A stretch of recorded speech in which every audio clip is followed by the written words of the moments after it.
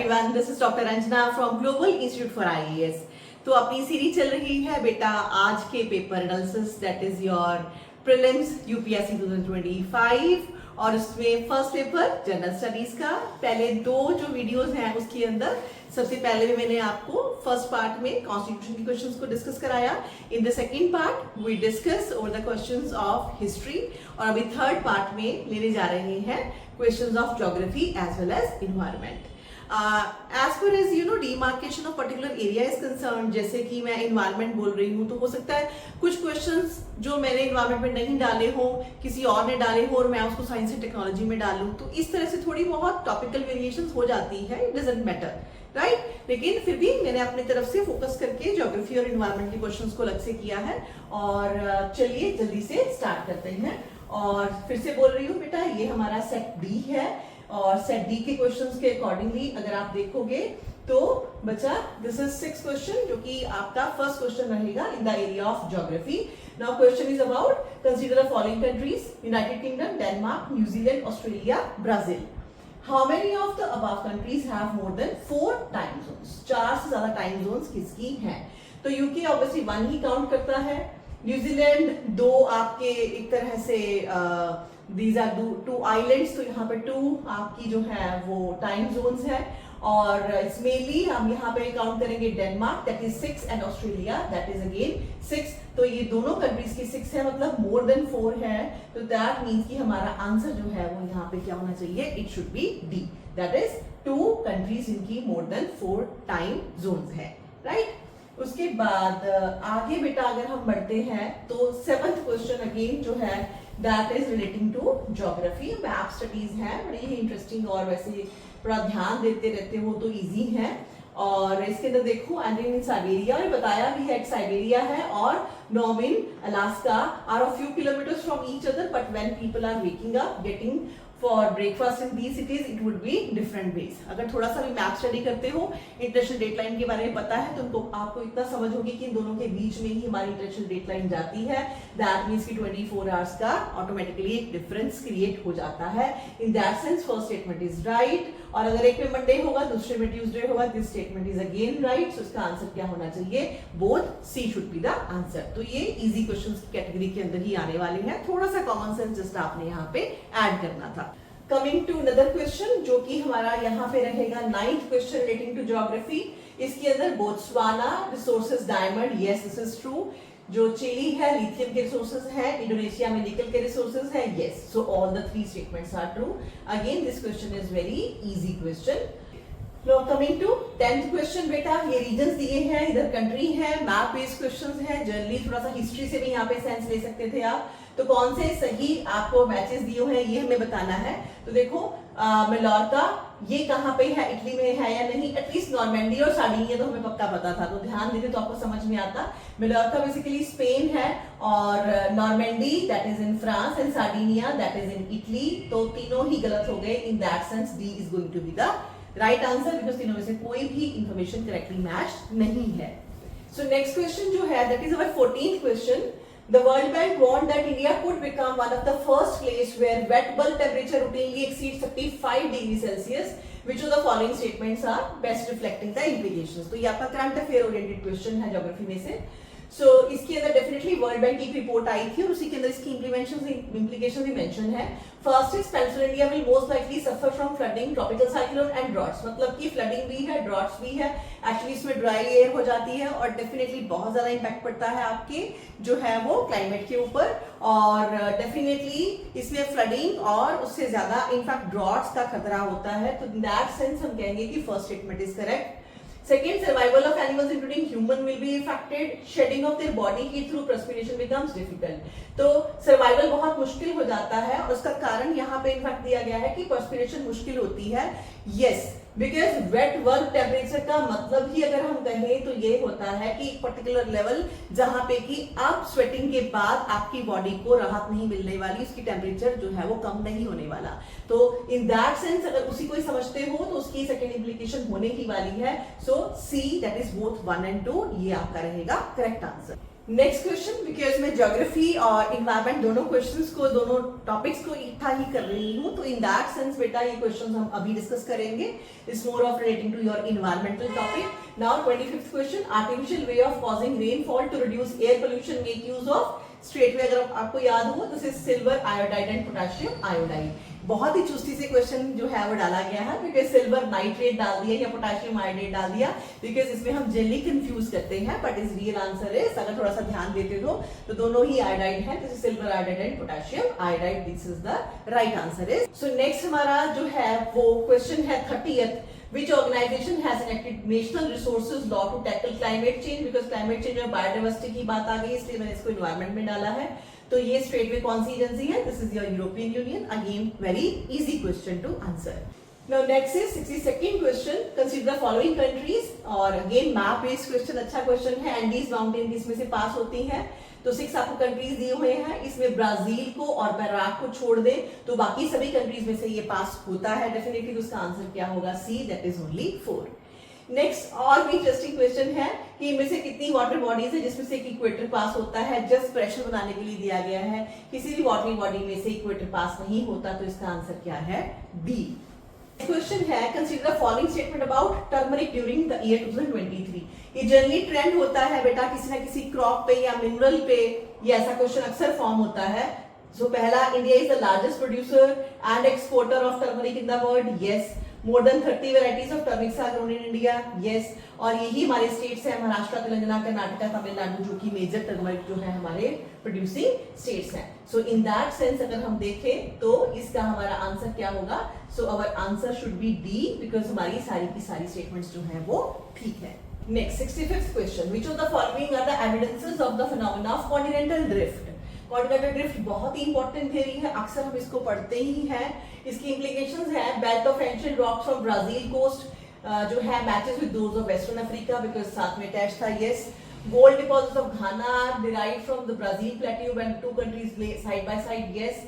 Gondwana system of sediments from India is known to have counterpart in 6 different land masses of South Hemisphere, because पहले जो है वो India southern हिस्सा ही था, right, जिसको हम लोरेंशिया और दूसरा साउदर्न पार्ट इस गोंडवाना लैंड बोलते हैं, तो yes this is also true. So in that sense C should be your answer. उसके बाद एक नया पैटर्न आया है बड़ा इंटरेस्टिंग यूपीएससी की तरफ से, कुछ स्टेटमेंट्स देने के बाद फिर से एक रिवाइवल है इनफैक्ट ये पैटर्न, तो कि कौन सा स्टेटमेंट किसी की एक्चुअली जो है वो करेक्ट एक्सप्लेनेशन है या नहीं, तो वो अभी उसके साथ डील करते हैं। तो 66 क्वेश्चन देखो, consider following statement, amount of dust particle in atmosphere is more in subtropical and temperate areas than in equatorial and polar regions, yes, ये बात बिल्कुल सही है।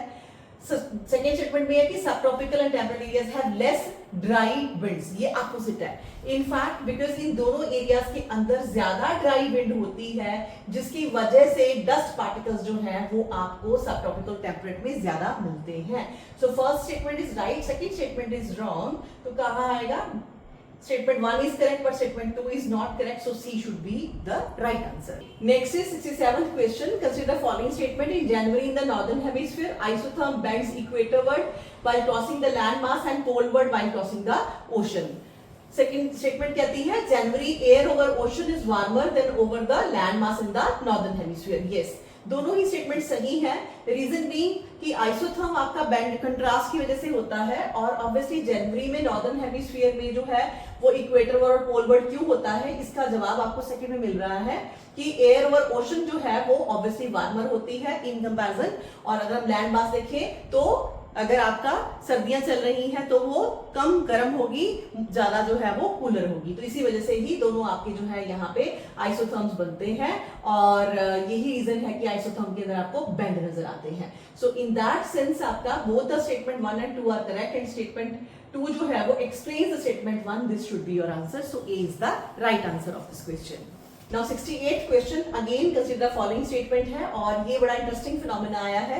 इसमें आपको एक स्टेटमेंट दी गई है, इसको बताना है कि सेकंड और थर्ड स्टेटमेंट के बेसिस पे ये कौन सी स्टेटमेंट में से इनको अच्छे से एक्सप्लेन कर रही है और करेक्ट है। ये अच्छा एक नया ट्रेंड आ गया है, पर बिल्कुल डिफरेंट नहीं है, डिफिकल्ट भी नहीं है, बिकॉज ऑलरेडी हम एजर्शन रीजनिंग क्वेश्चन इस तरह से करते आ रहे हैं।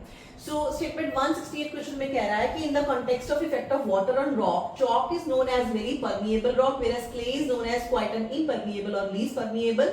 तो बताओ स्टेटमेंट 2 में chalk is porous and hence can absorb water, क्या ये बात सही है? पहली स्टेटमेंट बिल्कुल सही है। सेकंड स्टेटमेंट चॉक जो है वो ज्यादा पोरस होता है इसलिए अब्सॉर्ब करता है वाटर, बिल्कुल सही है। Clay is not at all porous, this is wrong, because clay porous होती है लेकिन उसके बीच में गैप बहुत कम होते हैं, इस वजह से वो परमिएबल नहीं होती। ऑप्शन देखो, both statement 2 and 3 are correct but both of them explains one statement 1, both the statement 2 and 3 are correct but only one of them explains statement 1। और इसके साथ ही फिर हमें कैसे अगला दे रहा है कि only one of the statement 2 and 3 is correct and that explains statement 1। तो हमारे पास थर्ड स्टेटमेंट गलत है, एक स्टेटमेंट जो है वो सही है, तो only one of the statement 2 and 3 दोनों में से सिर्फ एक ही सही है और डेफिनेटली ये इसको एक्सप्लेन भी कर रही है। सो यहाँ पे अगर हम इस क्वेश्चन में देखेंगे तो C should be our right answer. Next की तरफ बढ़ते हैं। नाउ 69th क्वेश्चन बेटा, consider the following statement, without the atmosphere temperature would be well below freezing point everywhere in the earth surface, बिल्कुल सही है, बिकॉज आपको पता है कि जो अर्थ है वो हीट होती है from with in, from inside, because of the atmosphere, not from outside. Second, heat absorbed and trapped by atmosphere maintains our planet's average temperature, definitely यही जो heat absorb करता है हमारा atmosphere, इससे ही हमारे temperature जो है वो maintain रहता है। Third, atmosphere gases like carbon dioxide are particularly good at absorbing and trapping radiation, very very easy thing, बहुत ही cakewalk question था, C is your right answer। इससे आगे environment को लेके हमारा question होगा 90th question, वही statements वाले pattern अब आएंगे। Now statement 1, activated carbon is good and an attractive tool to remove pollutants from effluent streams and to remediate contaminants from various industries। Statement 1 कहती है activated carbon exhibit a large surface area, इसी वजह से ये strong potential है absorb करने का, बिल्कुल सही है। Activated carbon can easily synthesize from the environment, yes कर सकते हैं, इसी वजह से यहाँ पे कह रहा है कि activated carbon is a good and an attractive tool, क्योंकि easily available है। तो in that sense दोनों की दोनों statements आपकी first statement को explain भी कर रही हैं, सही भी है। So both statement 2 and 3 are correct and both of them explain statement 1, so A should be the right answer here। Next is our 91st question. इस क्वेश्चन को कुछ लोग जो है वो साइंस एंड टेक्नोलॉजी में भी डाल सकते हैं, बट बिकॉज ये पोल्यूशन के बारे में बात कर रहा था इसलिए मैंने इसको इन्वायरमेंट में डाला। तो पहली स्टेटमेंट है, it's studies indicate that carbon dioxide emission from cement industry accounts for more than 5% of global carbon emission. Yes, this is the process. Statement 2 कहती है silica bearing clay is mixed with limestone while manufacturing cement. Silica का इस्तेमाल किया जाता है manufacturing करने के लिए और इस वजह से then limestone is converted into lime during clinker production for cement manufacturing. ये दोनों ही चीजें सही है, दोनों का ही इस्तेमाल होता है और ये दोनों ही एक्चुअली रिस्पॉन्सिबल है जिसकी वजह से आपकी कार्बन डाइऑक्साइड एमिशन ज्यादा होती है जब हमारा ये आपका क्लिंकिंग प्रोसेस जो है वो चलता है। ये क्लिंकर प्रोडक्शन के टाइम पे ही ज्यादा होता है और दोनों का इस्तेमाल क्लिंकर प्रोडक्शन में रहता है। So in that sense both the statements are correct and both of them explain statement 1। So I think A can be the right answer here, because यहाँ पे आपको ये बताया जा रहा है कि कार्बन डाइऑक्साइड एमिशन जो है वो किस वजह से होती है, सीमेंट की प्रोडक्शन से। सीमेंट की प्रोडक्शन में क्यों कार्बन डाइऑक्साइड एमिशन होती है? क्लिंकर प्रोडक्शन की वजह से, जिसमें इन दोनों का इस्तेमाल किया जाता है। इन दैट सेंस आपकी दोनों स्टेटमेंट्स पहली स्टेटमेंट को एक्सप्लेन भी कर रही है। 92nd question, statement 1, at the 28th United Nations Climate Change Conference, that is COP28, India refrained from signing the Declaration on Climate and Health। Yes, ऐसा है, this is right thing। अब इसके बाद सेकेंड और थर्ड को देखेंगे कि क्या एक्सप्लेन करती है, सही है या नहीं। So COP28 Declaration on Climate and Health is a binding declaration if signed, it becomes mandatory। No, this is wrong, it's non-binding, binding नहीं है। If India's health sector is decarbonized, resilience of its healthcare system may be compromised। लेकिन अगर फिर भी binding नहीं है और उसको लेके करना तो पड़ेगा कुछ इंडिया को, लेकिन अगर उसको डीकार्बनाइज करेंगे तो हेल्थ सिस्टम डेफिनेटली हमारा जो है कंप्रोमाइज होगा, बिकॉज हमें बहुत सारा जो है इलेक्ट्रिसिटी का इस्तेमाल करना होता है for even your cold storages, हमारी वैक्सीन को, मेडिसिन को ठीक रखने के लिए। सो उसके लिए अगर हम डीकार्बनाइज करेंगे तो हमारा पूरा का पूरा जो ये बैलेंस है वो खराब हो जाएगा। ये मेन रीजन है जिसकी वजह से हमने इसको साइन नहीं किया। सो आपकी एक ही स्टेटमेंट जो है वो सही है और जो स्टेटमेंट है सही वो एक्सप्लेन भी कर रही है फर्स्ट को। तो इसमें ऑप्शन के अंदर देखो, both statements 1 and 2 are correct. नहीं, both 2 and 3 are correct but only one of them explains. No, only one of the statement 2 and 3 दोनों में से सिर्फ एक करेक्ट है और वो एक्सप्लेन कर रही है स्टेटमेंट 1 को। सो इन दैट सेंस सी आपका यहाँ पे आंसर हो जाएगा। Now coming to next question, 93rd question, Scientific study suggests that shift is taking place in Earth's rotation and axis. Yes, Earth की rotation और axis में थोड़ा सा change आ रहा है. Now, statement second कहती है solar flares associated with coronal mass ejection bombarded the Earth's atmosphere at outermost atmosphere with tremendous amount of energy. हाँ, ये बात सही है कि सोलर फ्लेयर्स के टाइम पे आयनोस्फीयर में ऑब्वियसली काफी ज्यादा चेंजेस आती हैं, लेकिन हमारा अर्थ का एटमॉस्फेयर उसको नीचे नहीं आने देता और उस इम्पैक्ट को, और कोई फर्क नहीं हमें पड़ता at the surface level of the earth, और इसका कोई लिंक नहीं है आपका किसी भी तरह से यहाँ पे कि ये अर्थ की एक्सिस को या रोटेशन को एक्सप्लेन करता हो. Now third statement is as the Earth's polarized melt, water tends to move towards the equator. Yes, ये बात है, हो भी रही है, और आपका मेनली जो आप पानी बहुत ज्यादा अंडरग्राउंड वाटर निकाल रहे हो और दूसरी तरफ बहुत सारा पानी जो है मतलब वो पोलर आइस के पिघलने से बन रहा है, इससे डेफिनेटली अर्थ की जो है आपके रोटेशन में इंपैक्ट आ रहा है, उसकी एक्सिस टिल्ट में इंपैक्ट आ रहा है. तो both the statement 2 and 3 are correct and both of them explain statement 1. नहीं, both 2 and 3 are correct but only one of them explains statement 1. yes, तो ये करेक्ट है. ये आपका कि सोलर फ्लेयर्स जो है कोरोनल इजेक्शन बम्बार्ड करती रहती है अर्थ के ऊपर, ये सही है लेकिन एक्सप्लेन नहीं कर रहा है. सो 2 and 3 दोनों करेक्ट है, लेकिन आपकी थर्ड स्टेटमेंट जो है वो फर्स्ट एक्सप्लेन कर रही है, तो इन दैट सेंस बी जो है यहाँ पे आपका आंसर होगा. 94th क्वेश्चन, स्टेटमेंट 1 है article 6 of Paris agreement on climate change is frequently discussed in global discussion on sustainable development and climate change. काफी ज्यादा ये आपका मैटर ऑफ टॉक. तो स्टेटमेंट 1 कहता है कि Paris agreement on climate change sets out principle of carbon market. ये carbon market के प्रिंसिपल्स को डिस्कस करता है. Yes, Article 6 of Paris Agreement on Climate Change intends to promote inter-country non-market strategies to reach their climate target. इसमें market और non market दोनों की ही बात होती है, और ये रीजन है डेफिनेटली कि ये आपका जो है वो काफी ज्यादा ग्लोबल टॉक का रीजन रहा है. So both the statements are correct and both of them जो है वो explain 1. So in that sense A should be your answer.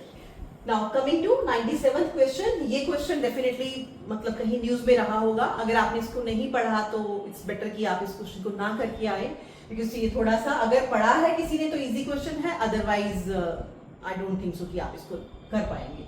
So regarding peacock tarantula consider following statement. तो ये आपकी एक स्पाइडर है एक्चुअली, तो उसके बारे में इंफॉर्मेशन है. It's an omnivorous crustacean. वैसे भी स्पाइडर्स ओमनीवरस नहीं होती हैं, इंसेक्ट्स खाती हैं, इंसेक्टिवरस है, तो ये गलत है यहाँ पे. And its natural habitat in India is only limited to some forest area. Yes, ये सही है. आंध्र प्रदेश अराउंड वहाँ पे कुछ एरिया आपका है जहाँ पे फॉरेस्ट नहीं होती है.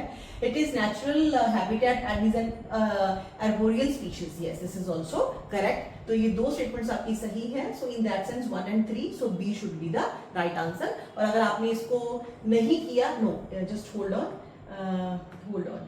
सो this is because your first is wrong and आपको क्या बताना है, करेक्ट आंसर बताना है.